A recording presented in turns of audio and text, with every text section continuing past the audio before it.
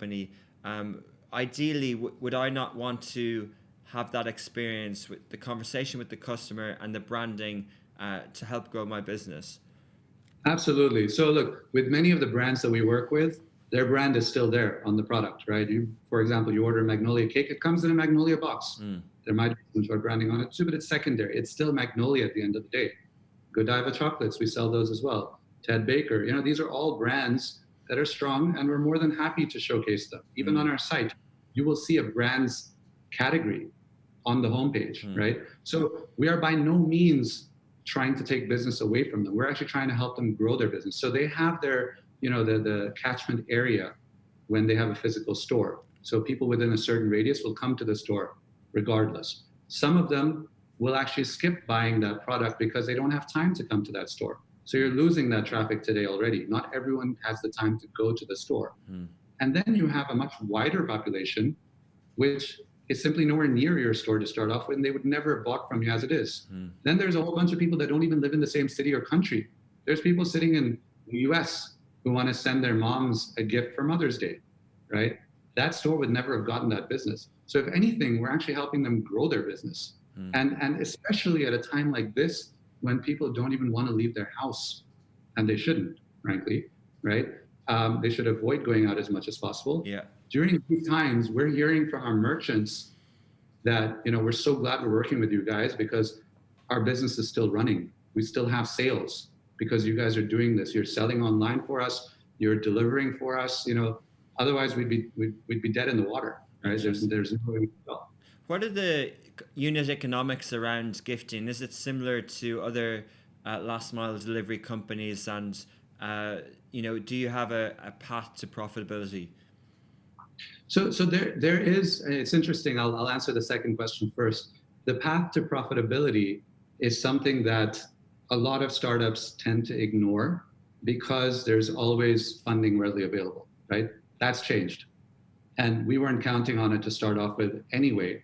We've built Joy from the get-go as a business that is meant to sustain itself past a certain point, right? So unlike the WeWorks of the world, right? We're not growing this business at the expense of just, of profitability and relying on funding. So what we've done, the reason we picked gifting in the first place was because the unit economics were so attractive, right? Go after, the cell phone industry, for example, and disrupt that as well. There is opportunity there as well. It's not like there isn't. Amazon and Noon are doing a great job, but there's still gaps in the market. But the margins are tiny there. It's a commodity that's dropping in value every single day, right? It's very stressful business. And you have to have significant volumes to make up money. So for us, gifting was very attractive for that reason. One, because the unit economics are very attractive. So, flowers, for example, there's plenty of margin in there. And there's plenty of wastage as well. That's partly where the margin comes from. Because in our case, we're not holding inventory. And so there is no wastage. So there is more for us to gain from that.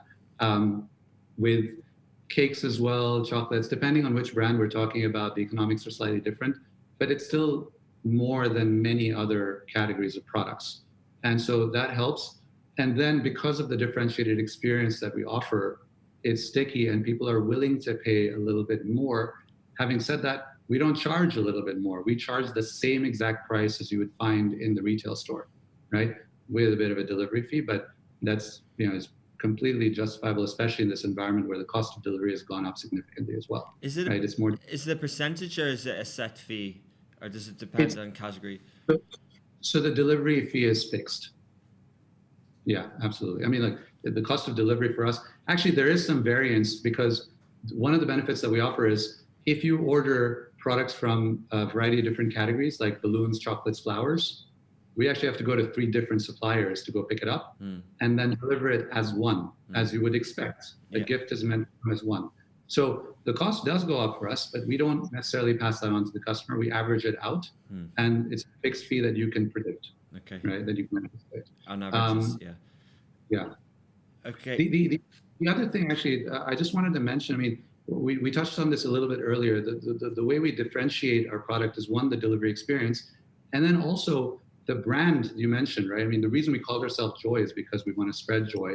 When you were talking about your experience of receiving that gift and your mother's experience of receiving it, I don't know if you noticed, but I was smiling. This is how I feel every time I hear of a customer having had a good experience.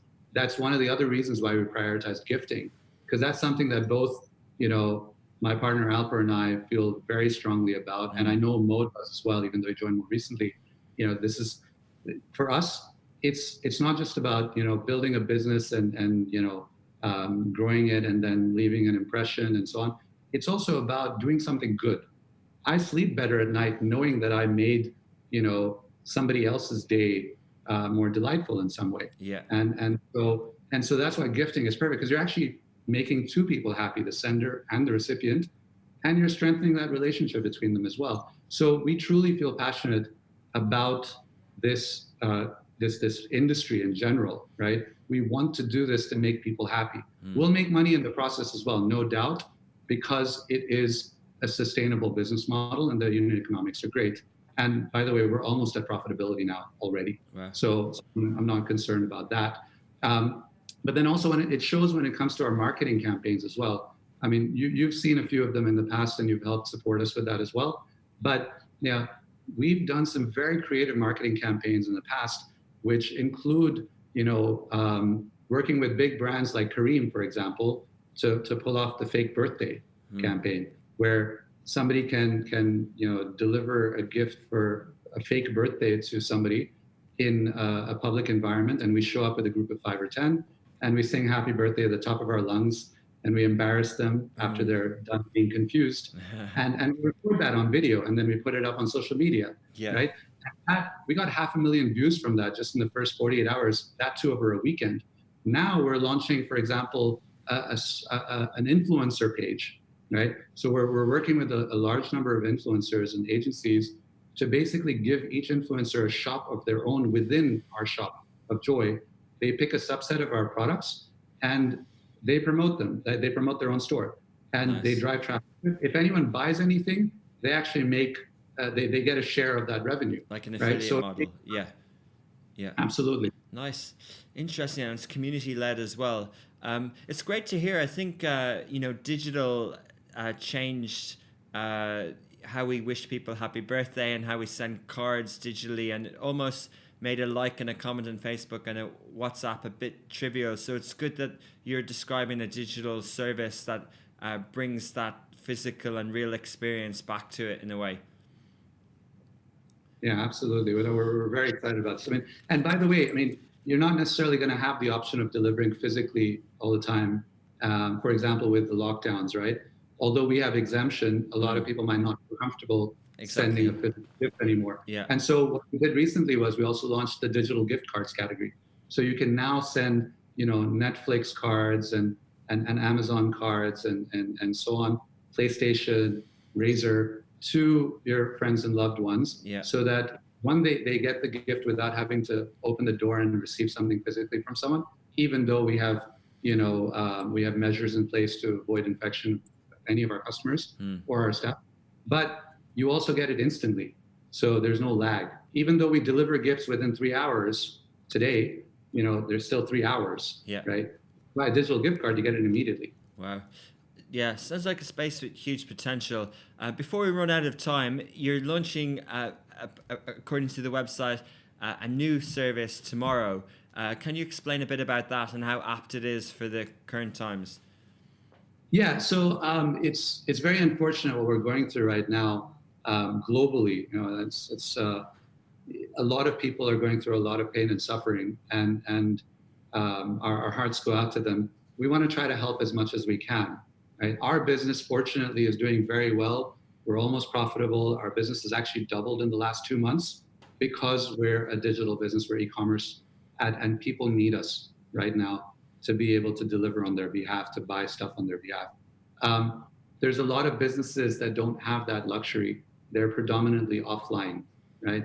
Things like restaurants that rely on foot traffic, spas and hair salons, yoga studios and things like that. And so a lot of them are going through a world of pain where their expenses stay the same or maybe reduced, but they're still there. Meanwhile, the revenue has basically come to a standstill. And so what we said was, this might not necessarily have made the cut in our priority list when we launch the next venture, but let's prioritize it, because our community is important to us and we want to help them in whatever we can. So, we'll make a token amount on that, not much, but it'll help these businesses survive. So what we do is essentially we ask these businesses to list on our site on tujar.me, and tujar essentially translates loosely in Arabic to, local merchant or local shop, right? And so for all local businesses that don't have this massive corporation behind them, they're not public, and they don't have unlimited reserves.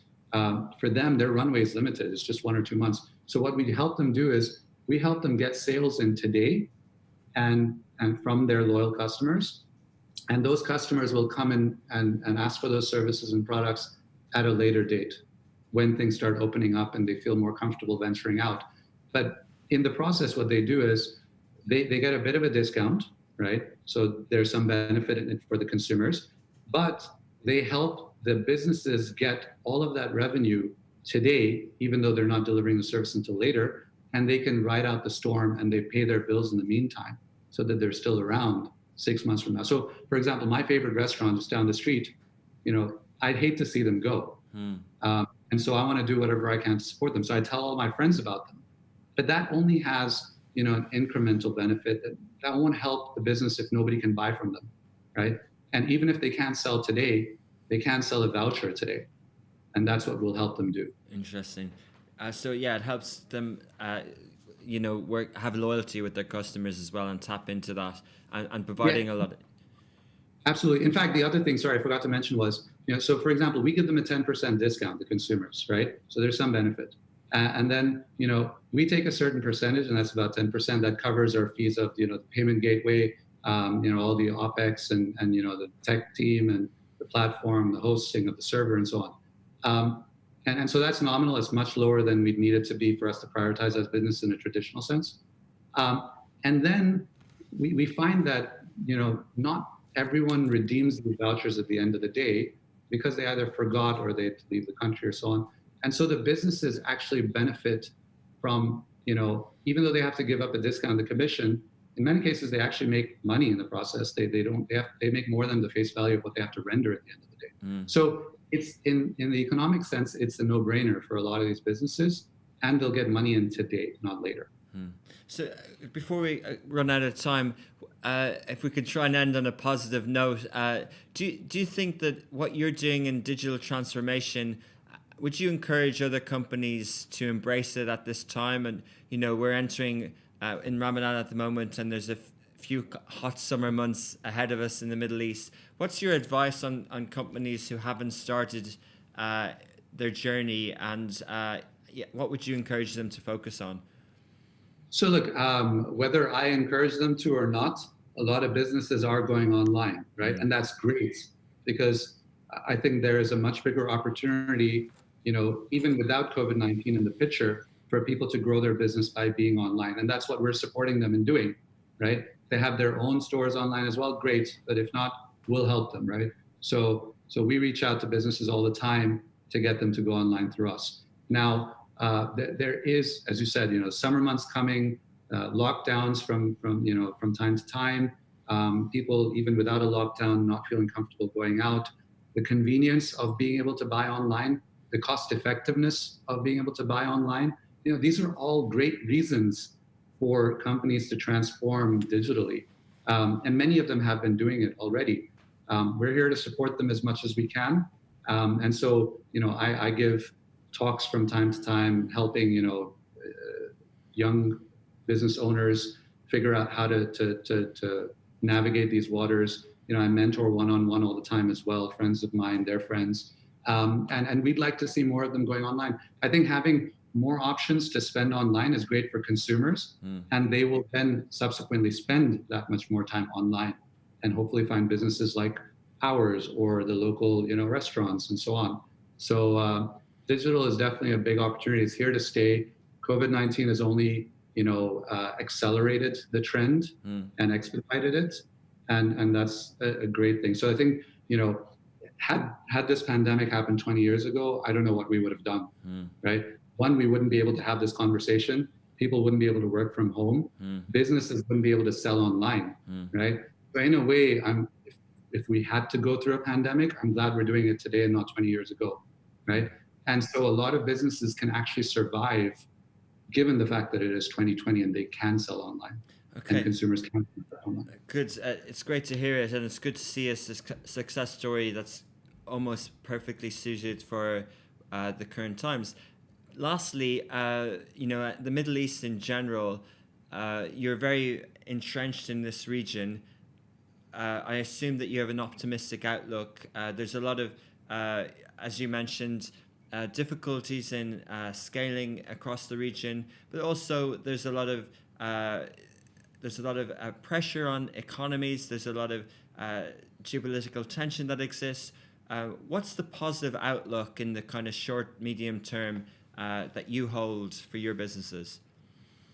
Look, for us, I mean, we look at the region as a whole, the MENAPT region, Middle East, North Africa, Pakistan, and Turkey, and it's a $3.8 trillion economy, right? That's today. It's expected to grow to 9.1 by 2030, and it'll have a population of 880 million people. That's a lot of people to sell to. Yeah, that's bigger than India. Actually, sorry, I take that back. Sorry, it's not bigger than India, but it does have a much higher spending power, right? Especially concentrated in the GCC. So that is a big opportunity in and of itself. Now, yes, it's difficult to do business across the region, and that's exactly why we built the Startup Studio. So we are geared to succeed in this region in that sense, and we're very excited. I don't see this trend changing anytime soon. This region will continue to grow. More people will come online. A bigger proportion of sales will happen online, right? And that's all great news for businesses like ours. Brilliant. Great note to finish on. Ritesh, thank you for your time this morning, and best of luck with your ventures. And let's chat again soon. Thanks very much. It was an absolute pleasure. Take care, buddy. Thank you. Take care. Hey guys, I'm Richard Fitzgerald. This is Dubai Works, where we interview the business leaders making a difference in this great city. That business with scalability was very interesting to me. I like building something that has legacy.